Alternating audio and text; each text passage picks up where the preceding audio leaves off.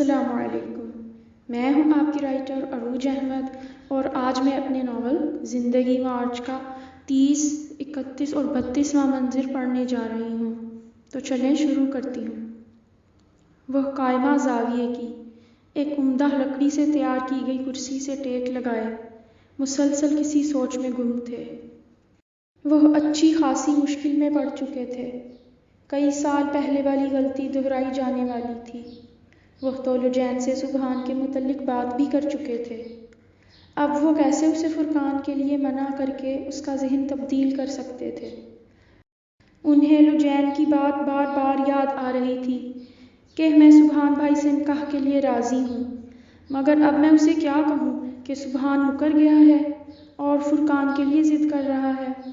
وہ اس پریشانی میں چپ سے ہو گئے تھے۔ سامنے والے گھر سے سالگرہ کی تقریب سے لوٹنے کے بعد نجمہ بیگم سیدھا ان کے پاس چلی آئی تھی اور تقریب کا احوال بیان کرنے کے بعد سبحان کے متعلق دریافت کر رہی تھی کہ وہ دوپہر میں اکیلا ملتان کیوں نکل گیا، اس کے بیوی بچے میکے رکے ہیں تو کیا وجہ بنی ہے؟ پہلے تو کبھی ایسا نہیں ہوا، اور لجین سے نکاح کی بات کہاں تک پہنچی ہے؟ پھر فرقان بھی چپ چپ کمرے میں بند پڑا رہتا ہے۔ کتنی مشکل سے منا کر وہ اسے اپنے ساتھ تقریب پر لے کر گئی تھی۔ فراز صاحب ان کی کسی بات کا جواب نہیں دے سکے، البتہ انہوں نے ان سے درخواست کی کہ آپ لجین سے فرقان کے متعلق بات کر کے دیکھیں کہ اس کے کیا تاثرات ہیں، کیونکہ شاید وہ ان سے کھل کر کوئی بات نہ کرنا چاہتی ہو۔ جبکہ نجمہ بیگم ایک عورت ہیں اور فرقان کی ماں بھی ہیں، تو شاید وہ اس سے کچھ کہہ ڈالے، چاہے شکایت ہی کر دے، مگر کچھ تو اس کے تاثرات سے آگاہی ہو کہ وہ فرقان کے لیے کیوں راضی نہیں ہے۔ اس پر نجمہ بیگم سر ہلا کر رہ گئی۔ چلے میں کل صبح بات کروں گی۔ فراز صاحب کی پریشانی یہ تھی کہ ان کا اپنا دل بھی اس فیصلے کو لیتے ہوئے ڈرا ہوا تھا، اور اس خوف نے کہ نہ جانے کیا ہونے والا ہے انہیں اندرونی طور پر بے بس کر ڈالا تھا۔ ریحان بھی بیوی بچوں سمیت واپس جا چکا تھا، ورنہ اس سے مشورہ کر لیتے۔ وہ رات دیر تک سوچوں میں الجھے رہے۔ منظر بدلتا ہے۔ وہ ناشتے کی میز پر آئی تو اس کی آنکھیں کناروں سے لال ہو رہی تھیں۔ معلوم پڑتا تھا اس کی نیند پوری نہیں ہوئی تھی۔ فیروزی رنگ کے لباس میں ملبوس وہ خاموش خاموش سی کھانے میں مصروف تھی۔ اس کے سامنے والی کرسی پر فرقان موجود تھا، جو چپ چاپ نظریں جھکائے کھانے میں مصروف تھا۔ کبھی کبھی سب سے نظر بچا کر وہ اسے دیکھ بھی لیتا تھا۔ اس کے آنے کے بعد اس کا یہ پہلا ناشتہ تھا جو وہ سب کے ساتھ وقت پر کر رہا تھا، ورنہ روز دیر سے اٹھنے کے باعث وہ کھانے کی میز پر موجود نہیں ہوتا تھا۔ لجین بھی کچھ دنوں سے دیر سے اٹھ رہی تھی، مگر آج اس کی وقت پر موجودگی ان کے لیے خوش قسم تھی۔ کھانے کے بعد اسے نجمہ بیگم نے اپنے کمرے میں بلایا۔ وہ حیرانی سے ان کے کمرے میں داخل ہوئی تھی۔ آپ نے مجھے بلایا تھا؟ سب خیریت ہے نا؟ وہ فکر مند سی لگ رہی تھی۔ دراصل وہ اسے اتنی صبح اپنے کمرے میں بلاتی نہیں تھی، بلکہ وہ اس وقت حال میں اخبار پڑھنے میں مصروف پائی جاتی تھیں۔ یہاں آؤ، وہ مسکراتے ہوئے اس سے مخاطب ہوئیں۔ اس پر وہ پرسکون ہو گئی۔ خلاف معمول عائزہ ان کے ارد گرد منڈلا نہیں رہی تھی۔ وہ اطمینان سے ان کے بیڈ کے قریب پڑے صوفے پر آ بیٹھی۔ تم جانا چاہ رہی ہو؟ انہوں نے سوال کیا۔ میں یہاں رہ کر کیا کروں گی؟ اس نے طمانینت سے جواب دیا۔ مجھے معلوم ہے تمہیں جلدی غصہ آ جاتا ہے۔ یقیناً عائشہ اور بریرہ نے کچھ کہہ دیا ہوگا۔ تم ان کی باتوں پر درگزر سے کام لیا کرو، میں بھی انہیں سمجھاؤں گی۔ وہ دونوں ان کی بھانجیاں تھیں، وہ ان کی طرفداری تو کر ہی سکتی تھیں۔ ایسی کوئی بات نہیں، یہ بس میرا اپنا فیصلہ ہے۔ مگر تم ایسے نہیں جا سکتی، ابھی تمہاری نکاح کی بات چل رہی ہے، پھر دوبارہ تمہیں یہاں ہی آنا پڑے گا۔ اس سے اچھا ہے جاؤ ہی نہ، وہ مشورہ دے رہی تھی۔ میرا اس کے بعد بھی یہاں رہنا مشکل ہے، میں مستقل ٹھکانہ بدل رہی ہوں۔ آپ اور ابا جان وہاں چل کر میرے ساتھ رہ سکتے ہیں، یقین کریں مجھے بہت خوشی ہوگی۔ اس نے جواب دیا۔ بیٹا ایسی بات نہیں ہے، میں تم سے کچھ اور بھی بات کرنا چاہتی ہوں۔ دراصل کئی سال پہلے مجھ سے ایک بہت بڑی خطا ہوئی تھی۔ قصور اس میں میرا تو نہیں تھا، یقین کرو میری نیت بالکل صاف تھی۔ میرے بیٹے نے مجھے میرے رب اور تمہارے سامنے ذلیل کروا دیا تھا۔ اب میں اس غلطی کو سدھارنے کے لیے تم سے درخواست کرتی ہوں کہ تم میرے بیٹے فرقان سے نکاح کے لیے مان جاؤ۔ وہ اس دفعہ نہایت سنجیدگی اور خلوص سے نکاح کے لیے رضامند ہوا ہے۔ لجین نے اپنائیت سے ان کے ہاتھ کی پشت پر اپنا ہاتھ رکھا۔ لیکن اس دفعہ میں راضی نہیں ہوں، اور آپ اتنی پرانی بات کو یاد کر کے کیوں خود کو قصوروار سمجھ رہی ہیں؟ جو ہوا اس پہ آپ کا اختیار نہیں تھا، اور اس میں بہتری تھی۔ مجھے آپ سے کوئی شکوہ نہیں۔ فرقان بھائی اپنی بیوی کے ساتھ بہت اچھی زندگی گزار رہے ہیں۔ میں کسی کی زندگی میں دخل اندازی کرنا پسند نہیں کرتی۔ انہیں آپ میری طرف سے صاف انکار کر دیں۔ باقی سبحان بھائی سے نکاح کے لیے میں اس لیے رضامند ہوئی تھی کیونکہ یہ ابو جان نے مجھ سے خاص درخواست کی تھی۔ میں نے سوچا کہ وہ شریف آدمی ہیں، 2 بیویوں میں زیادہ فرق نہیں کریں گے، لیکن میرا خیال ہے امیمہ بھابھی اس بات پر ناراض ہو کر میکے بیٹھ گئی ہیں، تو میں ان کو مزید مشکل میں نہیں ڈالنا چاہوں گی۔ انہیں بھی آپ منع ہی کر دیں تو اچھا ہے۔ آپ مجھے خوشی سے جانے کی اجازت دیجیے، میں تھوڑی دیر میں گھر کے لیے نکل رہی ہوں۔ اس بات پر وہ ٹھٹکی تھی، یعنی جانے کا منصوبہ پہلے سے طے شدہ ہے اور ہر فیصلہ آخری بات کی طرح اٹل ہے۔ انہوں نے سوچا، ٹھیک ہے، اب تم فیصلہ کر ہی چکی ہو تو میں صرف تمہیں دعا ہی دے کر رخصت کر سکتی ہوں۔ کچھ دیر خاموشی کے بعد انہوں نے یہ جملہ ادا کیا اور دعا دے کر اسے رخصت کیا۔ وہ آدھا گھنٹہ اپنے کمرے میں کچھ سامان ترتیب دینے میں گزار کر ایک چھوٹے سفری بیگ اور ہینڈ بیگ سمیت باہر نکلی تھی۔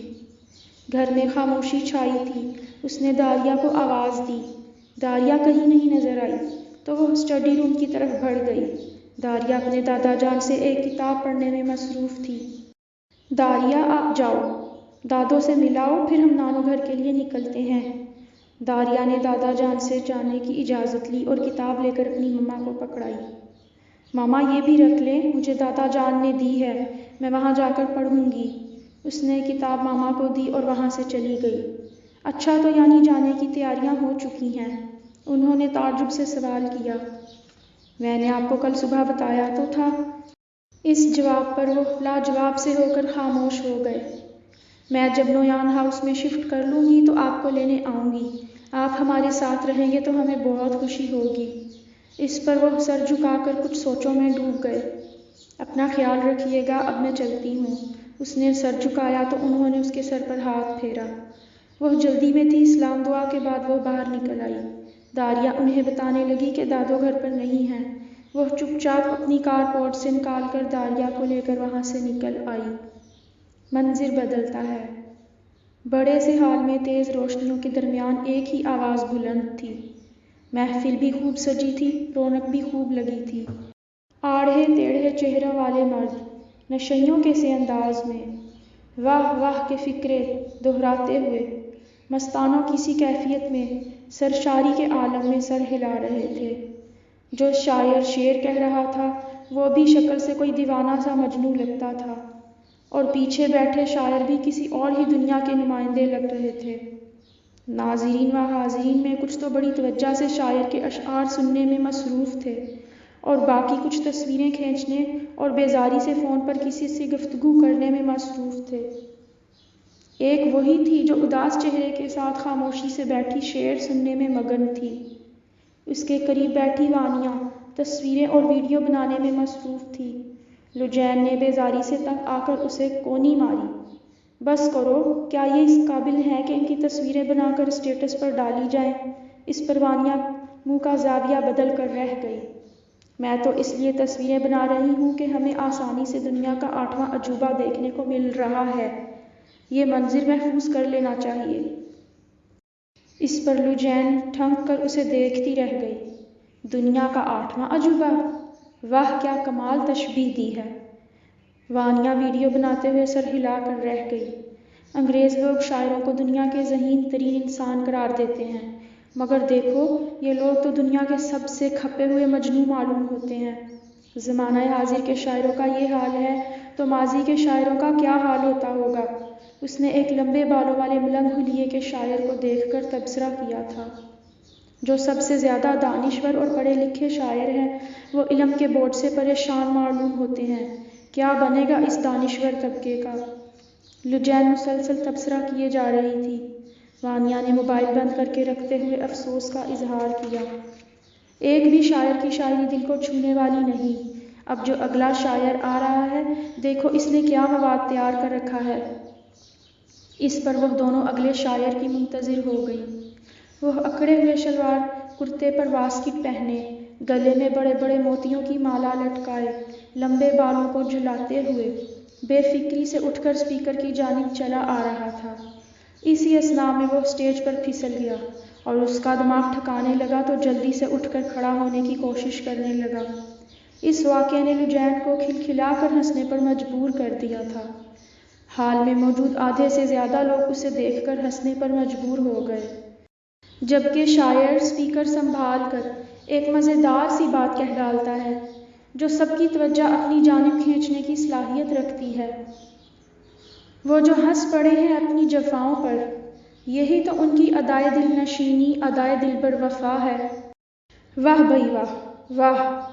لوگ اس کے باموقع شعر کہہ سنانے پر اش اش کر اٹھے تھے، مگر لوجین کی ہنسی بڑھتی ہی چلی جا رہی تھی۔ وہ بلا ارادہ محفل میں توجہ کا مرکز بن چکی تھی۔ آدھے سے زیادہ لوگ اسے دیکھنے پر مجبور ہو چکے تھے۔ ہنستے ہنستے اس کی آنکھوں میں پانی آ گیا اور وانیا اسے سنبھال کر نارمل کرنے کی کوشش کر رہی تھی، مگر لوجین کی ہنسی کو بریک پچھلی سیٹ پر موجود شخص کو دیکھ کر لگی تھی۔ اس معجزے پر وانیا نے مڑ کر پیچھے نگاہ ڈالی۔ راسخ نے اپنی مسکراہٹ پر قابو پایا۔ سارے پاگل شاعر آج یہاں ہی اکٹھے ہو گئے ہیں، اس نے تبصرہ کر کے ان کا دھیان بٹانے کی کوشش کی۔ وہ تو سب ٹھیک ہے، لیکن آپ یہاں کیسے؟ وانیا نے تعجب کا اظہار کر ڈالا۔ بس کسی دوست نے ٹکٹ دیا تھا، وہ تو نہیں آیا مگر میں غلطی سے آ گیا۔ اس پر وانیا رسماً سر ہلا کر رہ گئی تھی۔ شاعر نے لوجین کو بے تحاشا ہنستے دیکھ لیا تھا۔ اب وہ اکثر اشعار کہتے ہوئے اسی کی جانب اشارے کر کے لہک رہا تھا۔ اس بات کو محسوس کرتے ہوئے اس نے بیزاری زدہ شکل بنا کر کہا، چلو یہاں سے چلتے ہیں۔ وانیا نے بے دلی سے اسے روکنا چاہا۔ ابھی رکو، میں کیب کروا لوں۔ راسخ انہیں اٹھتے ہوئے دیکھ کر ان کی طرف بڑھا تھا۔ آئیے، میں بھی جا رہا ہوں، آپ کو راستے میں چھوڑ دوں گا۔ اس پر لوجین نے ٹوکا، جی بہت بہت شکریہ، ہم چلے جائیں گے۔ اگلا جملہ وانیا نے بول دیا، اگر ہم آپ کے ساتھ چل پڑیں تو لوگ کیا کہیں گے؟ دیکھا، ایک مطلقہ اور دوسری بیوہ دونوں ہی غلط راستے پر چل پڑی ہیں۔ اس پر راسخ مسکرا دیا تھا، اگر آپ ایسا نہ بھی کریں تو جن کے ذہن میں فطور ہوگا وہ پھر بھی آپ کے متعلق یہی گمان رکھے گا۔ اس پر وانیا نے مزید لب کشائی کی، آپ کو تو معلوم ہے ہمارے معاشرے میں ان دونوں قسم کی عورتوں کو کس نظر سے دیکھا جاتا ہے۔ پھر رشتہ تو کوئی ملتا نہیں، البتہ ہر ایرا غیرا مرد اٹھ کر مختلف قسم کی پیشکش کرتا رہتا ہے۔ وانیا نے گویا اس کو بات لگائی تھی، مگر وہ مسکرا کر برداشت کر گیا۔ اس نے لوجین سے مخاطب ہوتے ہوئے کہا، محترمہ، میں آپ کے ہمسایہ ہونے کے ساتھ ساتھ ایک مخلص انسان ہوں۔ نہ صرف آپ کو گھر چھوڑنے کی ہمت کرنا چاہتا ہوں، بلکہ اگر آپ پسند کریں تو آپ کے گھر اپنے والد صاحب کو بھیج کر دائمی رشتے کی شروعات کرنا چاہتا ہوں۔ اس پر لوجین نے نظر اٹھا کر اسے دیکھا۔ اس کی نگاہوں میں سچائی کی چمک اور خلوص کی حدت تھی۔ وہ کچھ گڑبڑا کر رہ گئی۔ ہر کسی کے قول پر اعتبار کر لینا نقصان کا موجب ہو سکتا ہے۔ ہم خود چلی جائیں گی۔ آپ کا جو ارادہ ہے پہلے اپنے گھر میں آگاہ کیجیے، بعد میں کسی کو امید دلائیے گا۔ اس نے وانیا کا ہاتھ تھاما اور بغیر رکے وہاں سے چلی آئیں۔ وانیا خاموشی سے موبائل پر لگی رہی، مگر وہ سارے راستے اپنی زندگی میں ملنے والے دھوکوں پر غور کرتی رہی۔ اس کی تو ساری زندگی ہی دھوکے میں گزری تھی۔ ہر قدم پر دھوکا، ہر قدم پر دھول۔ خدایا، یہ کیسی زندگی ہے؟ وہ سوچوں میں ڈوبی تھی۔ ہمیں اس کی پیدائش کی تاریخ پوچھنی چاہیے تھی۔ لوجین کو کچھ یاد آیا تو اس نے وانیا سے تبصرہ کیا۔ وانیا نے نہ جانے جواب میں کیا کہا تھا، مگر اسے تو بس اتنا یاد آ رہا تھا کہ مارچ کے پیدائشی جب بھی اس کی زندگی میں آئے تھے اسے دھوکہ ہی دے کر گئے تھے۔ اسے خیال آیا، اگر وہ زندگی مارچ کی بجائے زندگی دھوکہ ہے کہ عنوان سے ڈائری لکھتی تو زیادہ مناسب ہو جاتا، کیونکہ دھوکہ اور مارچ دونوں اس کے لیے ایک برابر تھے اور دونوں سے اس کا تعلق پرانا تھا۔ سامعین حضرات، یہ ناول جاری ہے اور امید کرتی ہوں آپ کو پسند آ رہا ہوگا۔ اب مجھے اجازت دیجیے، اپنی دعاؤں میں یاد رکھیے گا۔ اللہ نگہبان۔